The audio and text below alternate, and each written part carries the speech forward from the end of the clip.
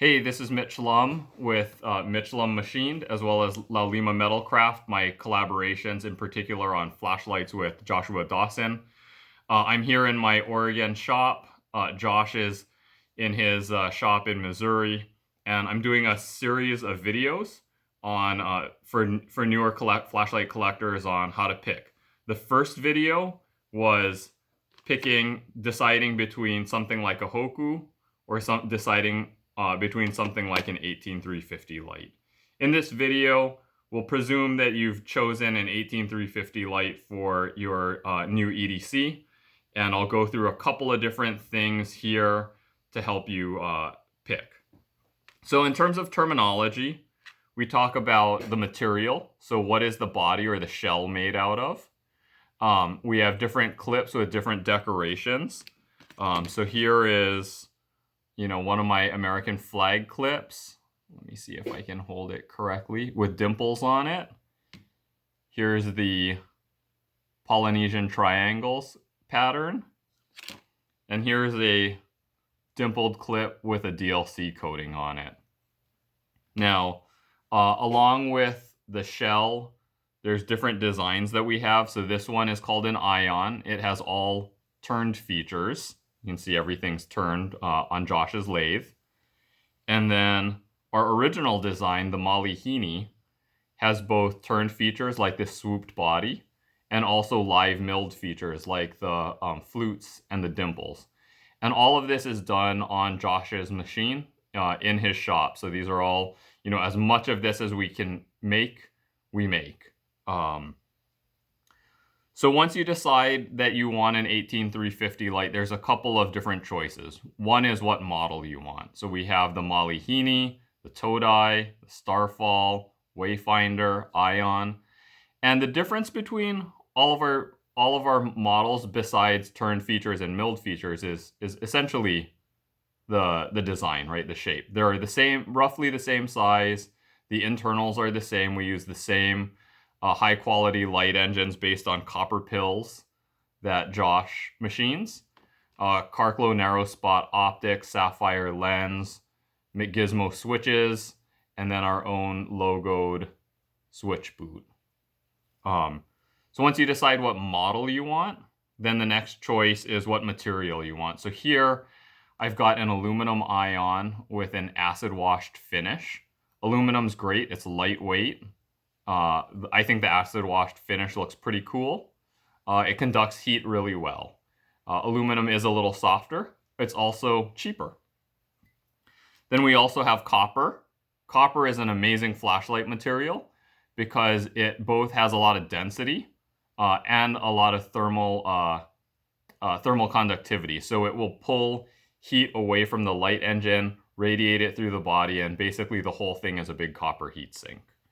And then, of course, in the EDC world, titanium is often a favorite. I have another titanium Malihini that I loaned to the roofer while he was working on re-roofing my house.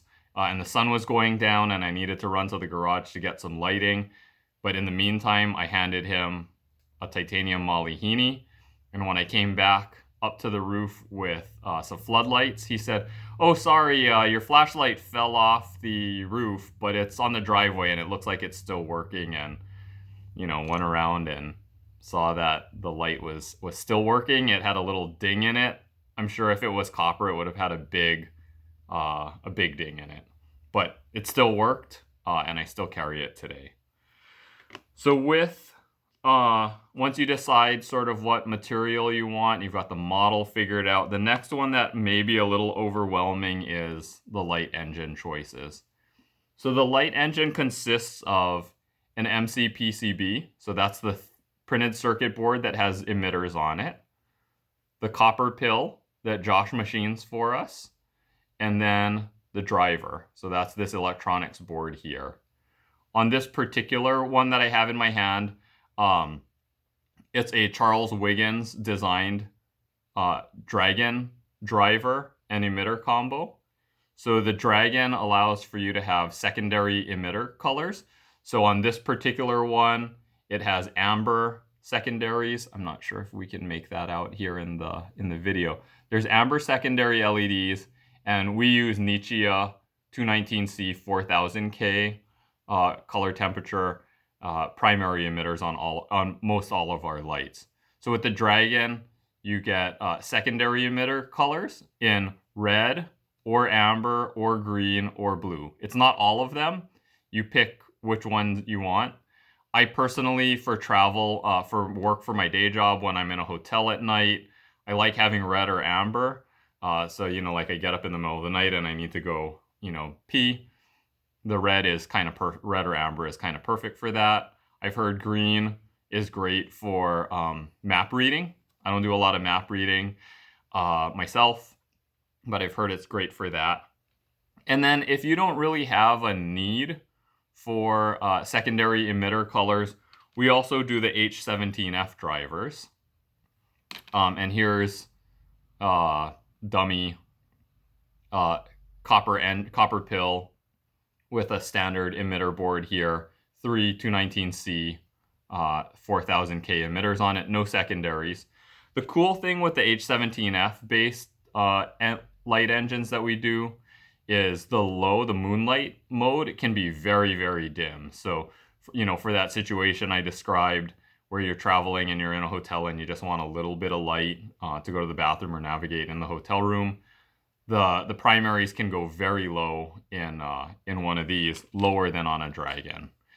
But if you like secondary colors, Dragon's your choice. So that's kind of on the light engines, just pick, do you want secondaries or no secondaries? And if you want secondaries, what color do you want?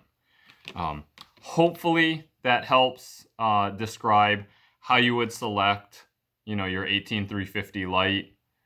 Personally right now I'm really into this acid washed aluminum, but I do have a soft spot for copper because it is such a superior thermal material. It is very, very heavy. And then of course, tie is nice, and I know that I don't encourage anyone to do this, but I know that at least my tie light survived a fall off of the second story roof onto my concrete driveway. So durability is high with these, but with all of our lights, they're really high quality, made in America, right here in Oregon and in Josh's shop in Missouri. So you can't go wrong with any of them. And if you do have something go wrong with your light, we usually check it out and then figure out, what went wrong, why it went wrong, figure out if it's something that we can improve on, and help square you away in terms of getting the light repaired. So, buy with confidence because it's just two guys here working on these, and we really love lights, and we love working with collectors, and we are collectors ourselves. So anyway, hopefully that's a helpful video. Let me know if you have any other questions on 18350 lights. Maybe I'll make another video or just answer in the comments. Thanks so much.